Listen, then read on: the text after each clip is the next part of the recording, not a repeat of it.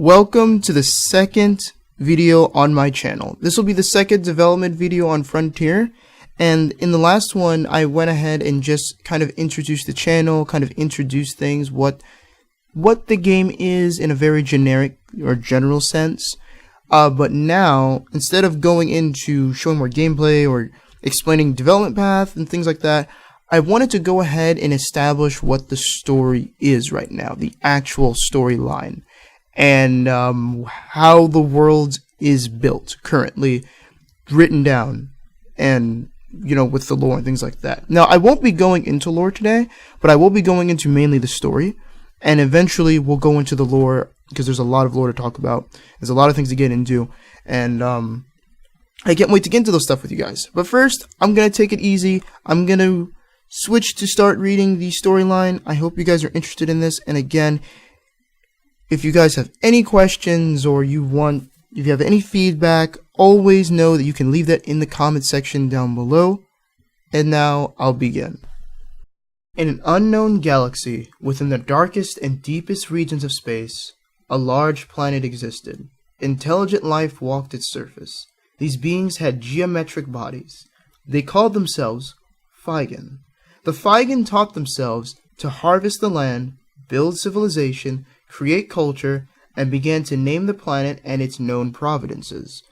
The Feigen named the planet Oregon. Oregon held many secrets not known to the Feigen. One of the greatest secrets is the existence of a past race of people who once lived on the planet. Finding precursors led them to the existence of an ancient race. This race with no known name was named Ortiga. The Ortiga had left ancient technology, ancient structures, and signs of past wars. The precursors allowed the people to advance quickly, and these precursors were later named Geos. And eventually, the most important Ortiga structure was found. With no name to this structure, it was called the Void Sanctuary. Within this ancient structure, there was a Geo locked away. This was unlike anything ever discovered previously. Ancient writing within a room repeated the same phrase on the walls. The phrases repeated, Void Seal. The Geo was in the center of the room. It began to float and glow brightly. When it was touched, it floated and violently shook. The whole planet felt it shake as if there was an earthquake. The object immediately stopped, and so did the planet shaking. The Void Seal developed a crack. It divided into two. The artifacts seemed to possess the power of an unstable energy. They possessed the same power, however, they only granted power in specific environments. One of the artifacts only worked in forests, where vegetation was plentiful. The other granted power only in extreme heat conditions. There are no known precursors that explain these geos. It looks as if anything related to this was erased. Therefore, the Feigen named these geos. The green one was named Leti, the geo that preferred to be surrounded by vegetation. The one that basked in heat is Yaga, the geo that expelled its power in sweltering environments.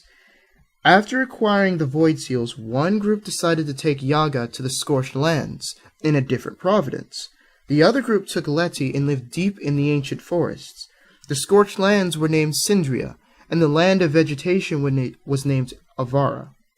Eventually, greed of coveting each other's power began a war between both groups of Feigen. The War of Ages began and lasted 100 years. Sindria and Avara came to a standstill and agreed that they would cease to exist if the war continued any further.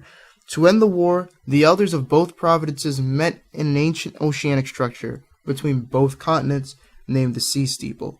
Little to nothing is known what exactly happened in the Sea Steeple. However, everyone knows what came of it. When the Void Seals were destroyed, a dark shadow hovered over the steeple. It began to rain and thunder. The sun was engulfed in clouds and darkness. Lightning struck the sea with great power. A deep voice began to speak through the shadows. It said in a deep voice, I, Akachi, have arisen. It is you who have brought calamity yet again. Those who have recognized the error of their ways may live under my rule. However, those who won't I will consider an act of war." Some of the elders bowed to him out of fear.